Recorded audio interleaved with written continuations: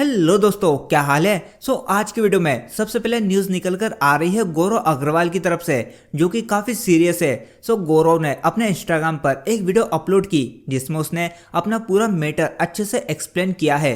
Full video का link आपको नीचे मिल जाएगा, लेकिन मैं शॉर्ट में एक समरी दे देता हूँ। गौरव ये बताता है कि एक आदमी है कासिम निर्माण नाम का, जो कि जबरदस्ती उसके घर में घुसकर गुंडागर्दी करता है एंड पैसा वसूली करने की कोशिश करता है एंड पैसा ना देने पर उसे या उसकी फैमिली को जान से मारने की भी धमकी देता है। इसको लेकर गौरव पुलिस में भी एफआईआर दर्ज कराता है, लेकिन इस केस में पुलिस प्रशासन भी उसकी कोई भी मदद नहीं कर रही है। देखिए, पुलिस स्टेशन जाके मैंने एफआईआर रजिस्टर करने की आज भी मांग की है, तो मुझे जो है पुलिस प्रशासन ने ये जवाब दिया कि हम लोग इस पे एफआईआर रजिस्टर नहीं कर सकते हैं। और उनको मैंने बोला कि एटलीस्ट मेरा आवेदन लेके इसमें सील साइन लगा दीजिए। उसमें भी उन्होंने क्या एक्सक्यूज दिया मैं आपको बता रहा हूँ। ये मैंने इंग्लिश में रिपोर्ट राइट किया है। उनका एक्सक्यूज ये है कि आप इसे हिंदी में लिख के लाइए शाम के रात के। मैं इस केस के रिगार्डिंग अगर मैं डिसअपियर हो जाता हूँ सडनली, या मेरा ट्वीट अगर डिलीट हो जाता है, तो आप लोग ये बात समझ लीजिएगा, या तो मेरा मर्डर कर दिया गया है, या तो मेरी फैमिली का मर्डर कर दिया गया है, या तो मुझे फॉल्स केस में अरेस्ट कर लिया गया है। Rajnandgaon police, CM Vishnudeo Sai from Chhattisgarh, मैं यही रिक्वेस्ट करूंगा, प्लीज सर, हाथ जोड़ के रिक्वेस्ट है, कासिम निर्वाण, मोइन निर्वाण और इनकी फैमिली के अगेंस्ट में एक्शन लिया जाए। मेरे पास प्रॉपर सीसीटीवी फुटेज है, इनका घर में घुसने का जो बिहेवियर है वो सब का प्रॉपर मेरे पास चीजें हैं। मेरे पास प्रॉपर ये भी प्रूफ है कि इनसे मेरा कोई भी लेन देन नहीं है, उसके बाद भी ये मुझे परेशान कर रहे हैं।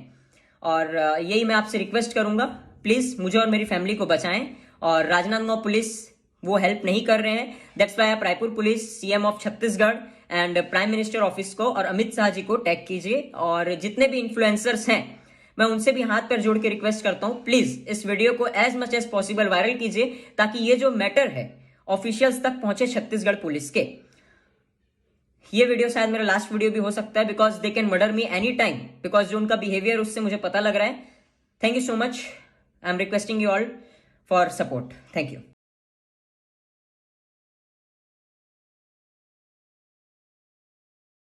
चलिए अब बढ़ते हैं अपनी अगली न्यूज़ की ओर, जो कि निकल कर आ रही है रजत दलाल को लेकर। रिसेंटली उन्होंने एजुकेशन को लेकर ये कहा।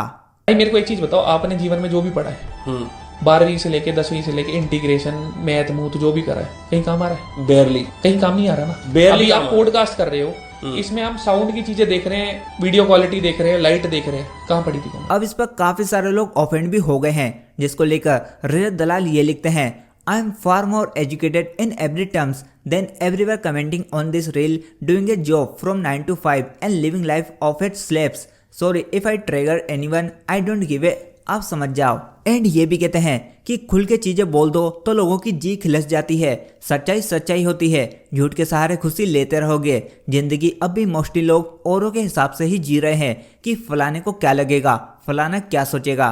तो खुद से समझ लो कि जो बेस है वो कितना मजबूत है हम सबका। ABCD तो बहुत दूर की बात है, 1 2 3 का क्या रीजन है वो भी नहीं पता होगा, ये हमारे टीचरों को भी नहीं पता होगा। तो कुल मिला के एक मंत्री बोल देता है कि ये किताबें पढ़ाई जाएंगी, वो पढ़ाई जाती हैं, और वो भी वो डिसाइड करता है जिसका खुद का बैकग्राउंड उस टाइम पे कुछ नहीं था। तो क्या पढ़ाई की बातें और क्या रीजनिंग और क्या इंजीनियरिंग, क्या बायोलॉजी, क्या डॉक्टर, मैं कुछ बोलना नहीं चाहूंगा।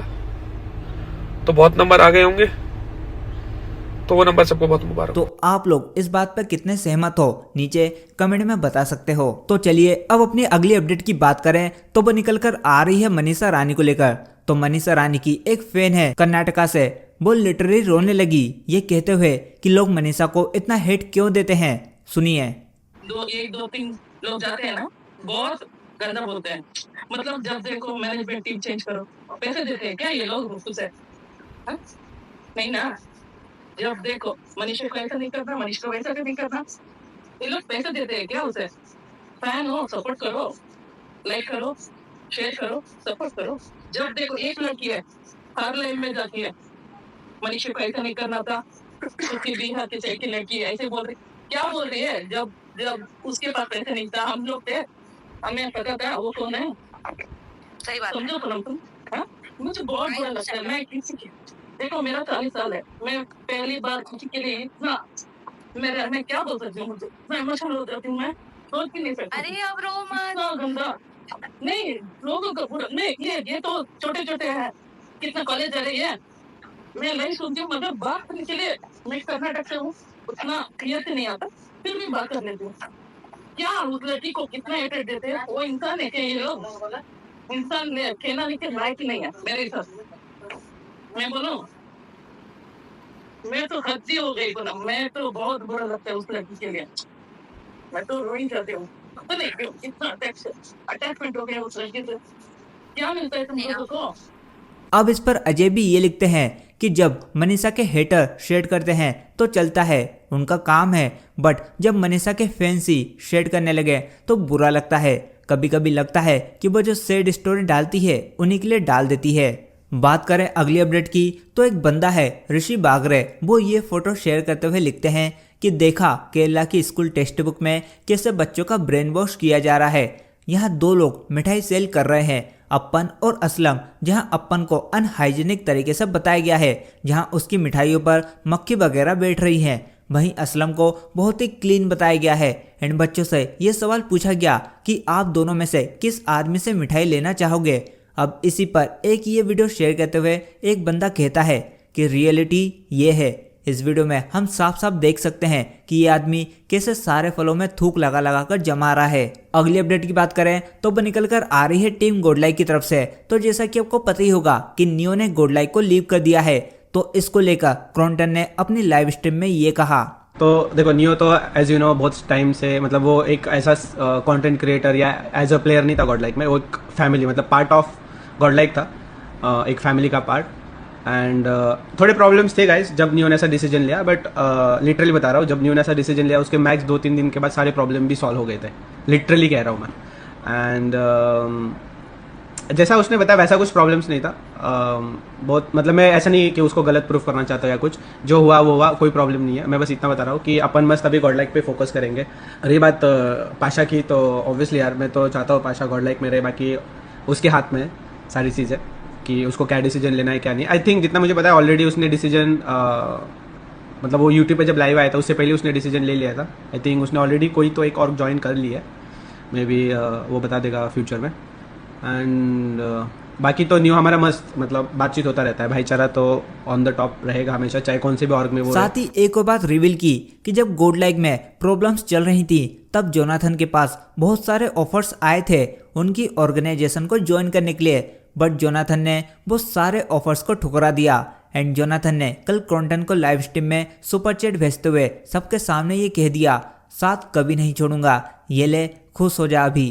प्लस गोडलाइक को लेकर एक और अपडेट है, तो सिंप ने गोडलाइक स्पोर्ट को ज्वाइन कर लिया है। अब इस पर आप लोगों का क्या थॉट्स है नीचे कमेंट में बता सकते हो। अगली अपडेट निकल कर आ रही है ट्रीटेंड स्पोर्ट की तरफ से। तो ट्रीटेंड ने एक प्लेयर आईएनडी नूब को अपने स्क्रीन से 1 महीने के लिए बैन कर दिया है क्योंकि वो एडमिन से मिसबिहेव कर रहा था, और इसको लेकर उससे पॉइंट ऑफ व्यू भी मांगा गया, लेकिन आईएनडी नूब की तरफ से कोई भी पॉइंट ऑफ व्यू नहीं दिया गया। अब इस पर घातक ये कहते हैं, एथलीट में ईगो एटीट्यूड होना ठीक है, पर वो गेम में दिखाओ, गेम के बाहर नहीं। तो चलिए अब अपनी फाइनल अपडेट की बात करें तो वो निकल कर आ रही है सोनम वांगचुक की ओर से। तो आपको पता ही होगा कि लद्दाख में अभी क्या चल रहा है। अभी रिसेंट में सोनम सर ने ये ट्वीट करके कहा है कि लेह को युद्ध के क्षेत्र में बदला जा रहा है, फोर्स लगाकर बैरिकेड्स एंड स्मोक ग्रेनेड के साथ शांतिपूर्ण युवा यहाँ तक कि सिंगर्स को भी गिरफ्तार करने की कोशिश की जा रही है। ऐसा लग रहा है कि वही इस शांतिपूर्ण आंदोलन को हिंसक बनाना चाह रहे हैं और फिर लद्दाखियों को राष्ट्र विरोधी करार देना चाहते हैं। लगता है कि सरकार को सिर्फ लद्दाख के बोटों और माइनिंग लॉबीज पर पड़ने वाले प्रभावों की चिंता है, यहाँ के लोगों और राष्ट्रीय सुरक्षा की नहीं। सिर्फ कहना यह है, Ladakh is a hyper sensitive state, hyper sensitive area है। चीन का खतरा मंडरा रहा है सबसे ज्यादा वहां लद्दाख पे, राइट। और ऐसे में अगर इतनी अनहैप्पीनेस लद्दाख के लोगों में हो कि वो फास्टिंग के ऊपर आ गए, और वो सोनम वांगचुक जैसे वो मतलब कोई फटीचर नहीं है, सड़क छाप नहीं है, गुंडा जो कि बोलना शुरू किया है पॉपुलैरिटी के लिए, वो बड़ा जाना एजुकेशनिस्ट है, बहुत ही रिस्पेक्टेड सिटीजन है भारतवर्ष का। तो अगर वो ऐसा कह रहा है तो हमको तो तवज्जो देनी पड़ेगी, उसको ब्लैंक आउट की न्यूज से ही ब्लैंक आउट कर दें। I am sorry, that is not the way to go. What is the problem? Let us address it. Let us face it before the Chinese start taking advantage. Exactly. And it can turn into a national तो security. बस दोस्तों आज के लिए इतना ही। I hope आपको video अच्छी लगी होगी, तो प्लीज़ इसे अपने दोस्तों के साथ भी शेयर करना मत भूलना एंड वीडियो को लाइक करने के साथ साथ चैनल को भी सब्सक्राइब कर बेल आइकन को ऑल पर कर लेना। बाकी मैं मिलता हूँ आपसे जल्दी, तब तक के लिए good bye and take care.